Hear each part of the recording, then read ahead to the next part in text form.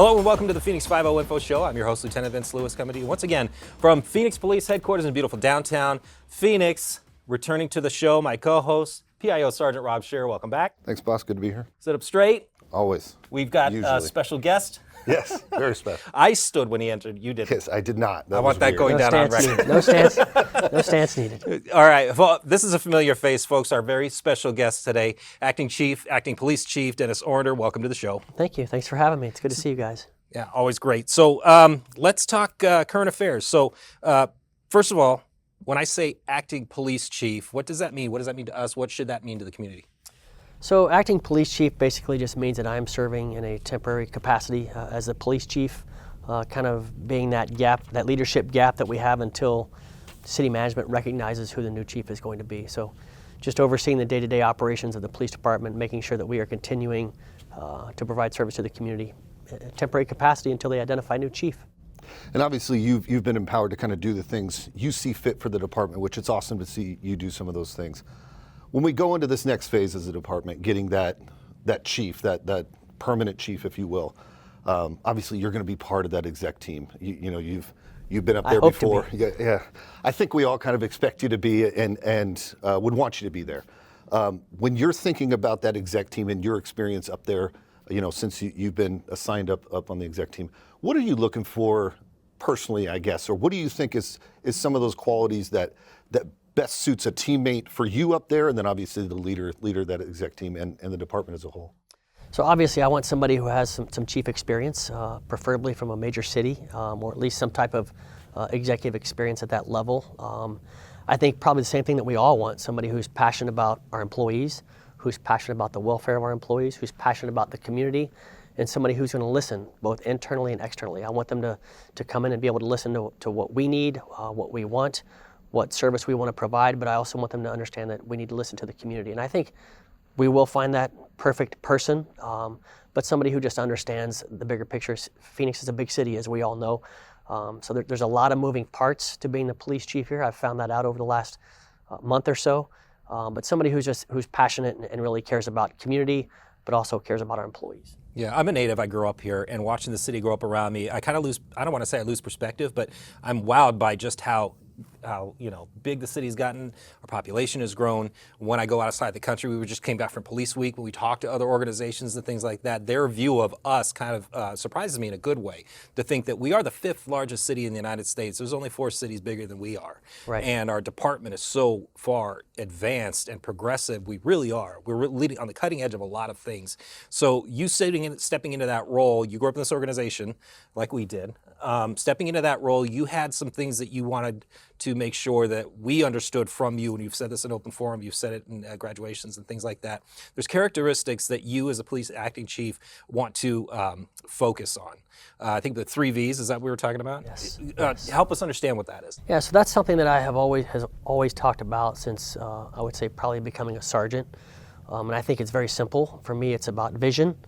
You know, I liken it to going on vacation. When you go on vacation, you don't just decide one day, you wake up and you take the family and say, where are we going to go? And you just go. Usually you plan ahead. So I want to make sure that everybody understands our vision. Where do we want to go? What kind of police department do we want to be? What kind of service do we want to provide to the community? And I think once everybody understands that, it's much easier to get to that point. So vision is the first part. Value. Our employees, I want them to understand that we value everything that they do. There's been study after study done, you guys have probably read about them, that people don't do this job for the money. We're certainly not going to become multimillionaires doing this job. People want to come to work and they want to feel valued when they come to work. You know, I think back to the times when I worked for somebody that was not pleasant to work for. I didn't want to come to work, but I did. Then I think about that supervisor that I worked for, that I enjoyed working for, who valued what I did, and I wanted to do the best job that I could for that supervisor. So for me, the value part is making sure that employees understand that we value what they do, we appreciate them. You know, and typically we always give that in commendations, right, or awards. You know, we have the award ceremony, you guys do a great job with that, but it's not always about that. It's something as simple as just walking down the hallway and seeing an officer or seeing a detective and saying, hey, I read about that report you did, I read about that investigation you did, that traffic stop you did on a Saturday night when the radio was slow, or those traffic stops that you did when the night was slow, and just saying, hey, thank you for doing that. It's appreciative, and I recognize it. I see you, I see what you're doing, and I thank you for doing that. That's the value part. And the last part is voice, which I would say is probably one of the most important, if not the most important to me. Again, we've all worked in this organization for a long time. We probably have a lot of great ideas. Some of those ideas got shot down right away. But it's important that we understand and hear what the officers, detectives, supervisors have to say, come up with great ideas on how we can improve as a department. It's collectively all of us. It's not direction from the chief's office all the time. I get a lot of great recommendations from officers, from detectives, from recruits. So I think it's important that we listen to what our employees have to say. And then I would say externally, same thing, vision, value, and voice. I want to hear what the community has to say too. This is a team sport, as we say. It's a collaborative effort on our part and the part of the community, and that's how we get there. We can't do it alone. We've said that for many, many years. Yeah, I commend you, boss. It's from being in this department, we've all been here 20 plus years, and it's nice to see. You always kind of think executive, that internal element, the executive level, kind of disconnected from officers, but I really see you guys striving for that. I mean, to know you guys read some of that, and then you find that officer, you see that officer, and you say that's such a powerful. Like when you said that, it's such a powerful thing. Like, remembering as a rookie officer and Car 4 stops by or a chief stops by and is like, hey, great work on this, that, that's such a powerful thing for officers, and I commend your team for that. Boss, you brought it up, and I'd like to get into this topic because since being in PAB, Police Week's kind of been different. Like, I see it as what it's meant for. I personally have never gone. I don't know if you went before this last time. This was my first year. How was that? Because I loved, like, we had Sergeant Phil Krinsky on, and I talked to both of you guys about it. One day I'm going to get there, and I don't know emotionally if I can handle it, to be honest with you, but how was it being there? And then obviously being there kind of as the chief, that poignant person, that one on the tip of the sword as you went through that experience with, the family of Zane. And like you, this was my first year, and I wasn't sure what to expect. I was thinking this is going to be a very depressing, I mean, it's a solemn event, but I was honored to go. I was honored to go and represent our department. I think it was a great tribute to Zane and his family. It was nice to be there for Kristen and Emma and Zane's family, to spend time with them. Aside from the weather, I mean, we got rained on quite a bit, and the last day was extremely humid for a lot of people. But it was a great honor to go. Again, it was my first year, and I'd like to go back again. Hopefully we don't have to go back and put anybody else's name on the wall. It was a solemn event, but it was a great honor and a great tribute, I think, to Zane. It was a great representation of our department from you guys and everybody who went. But it was awesome. Yeah, that was something else I remember. It was my first time too, and it was just the camaraderie, the family environment, and we brought friends who weren't police, and they're not from police families, and they were just wowed. And they really did feel like they were a part of the experience. So that was great under your leadership, so thank you for that. Hey, I want to see, I hope I'm not touching an area, but let's talk DOJ.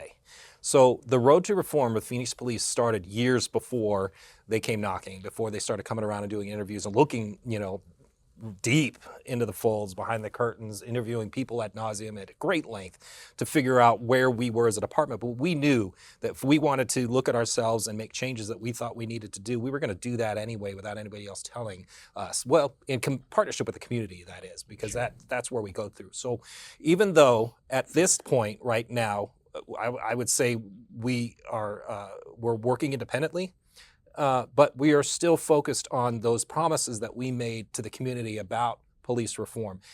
Tell me where your head is at when it comes to the status of things today and police reform. Yeah, so I'll be the first to tell you, and you guys know this, you've been here for a long time, this is a great police department. Regardless of, do we have our issues that we need to resolve, and can we get better? Absolutely. But this is an incredible police department. I've been around here for almost 30 years, and I can tell you that we have agencies all over the country, and you guys know this, that look out or reach out to us for best practices. That's been going for years, and we've always been an agency who looks inward to say, hey, how can we get better? We've always done that. I don't think we've patted ourselves on the back and said, hey, stood up and said, look what we're doing. We just do it. And I think this, when the DOJ came in and the findings report came out, I think there's lessons to be learned from that report. And the unfortunate thing is, we didn't get credit for a lot of things that we did do to correct some of those instances. But if the community feels a certain way, we have to recognize that, hey, even though maybe that's not what's happening, if the perception is that's what's happening, then we need to try to fix that perception. So regardless, DOJ or no DOJ, we will continue to improve. We will continue to look at national best practices. And like I said in the reassignment ceremony, we will be that agency, that premier agency that I want us to be. And I know that everybody here wants us to be. I mean, we're all very lucky, we're all very proud to wear this patch and this badge, and we want what's best for this community. We want what's best for this police department. And we just want to do the best job that we can. And I know that we're all committed to that.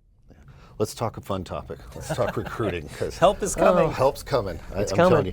Let's talk about the status of recruiting. I know we had a really big, our last academy class that started, it was one of our biggest in I'm guessing years. I don't know the complete time frame. And speaking to some, we intertwine with recruiting quite a bit here in PAB. And I know they've been contacted specifically kind of saying, hey, what are you guys doing that is getting you guys this level of applications? Let's talk about recruiting, and let's talk about maybe some of the things, your guys' ideas for future of what maybe we don't change anything because it's working. But Right. What are your ideas now? Where we're at now, and maybe in the future.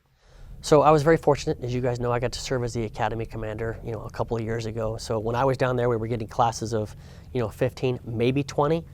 Our attrition rate was, at 20%, which is, I believe, the national average. But yeah, recently the last two classes, I believe the last class was 43, 44. Monday on June 9th, we have another class. Well, actually on June 9th, we had a class start of, I think it's 47. So we're definitely trending in the right direction. Awesome. I know the recruiting team, Will Joe and his team have done an incredible job of just going out and trying to touch every corner that we can possibly touch to bring recruits in. I think the sentiment in policing has changed over the last couple of years. I know Commander Joe and his team have done some tweaks to the hiring process itself when it comes to AZ Post and our process, which I think has sped up the process. But yeah, they're doing a great job, and we're going to continue doing that. If we can get classes of 40 plus, I think that'll be extremely valuable for us.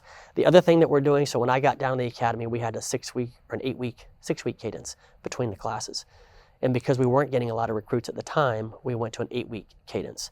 But now we are going to go back to a 6-week cadence, which will give us a class or two extra throughout the year, which, if we get 40 to 50 in each of those classes, we're looking at, 80 to 100 extra recruits a year, which is that's awesome. It's good. So we got about 30 seconds left, boss. I want you to, so you've addressed the sworn, and I know your heart is with the professional staff that we have here, but what would you like to tell the community in one or two sentences about your tenure? I mentioned it earlier, this is a teamwork environment, right? We have to have their support, and we do. I would say overall, the community really supports the Phoenix Police Department, but just understand that we are going to listen to you. I always say it like, we need to tear down the walls of 620. Now it will be tear down the walls of 100 West when we get over there, because we want to be transparent. We want them to see what we do, how we do it, why we do it, but we need their input, and we want to make sure that we collaborate with them.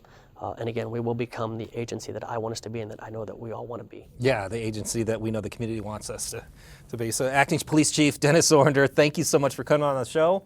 I want to thank my co-host, PIO Sgt. Rob Scherer. Thank the crew for producing. You, the viewer, you can catch the listener, you can catch these video versions of this show on our YouTube channel. I'd like to remind everybody out there that you too can help solve crime in your community by sending tips to Silent Witness. Visit silentwitness.org and call 480-WITNESS. Join us on all social media platforms. We're hiring. Go to joinphxpd.com. And until next time, be safe out there.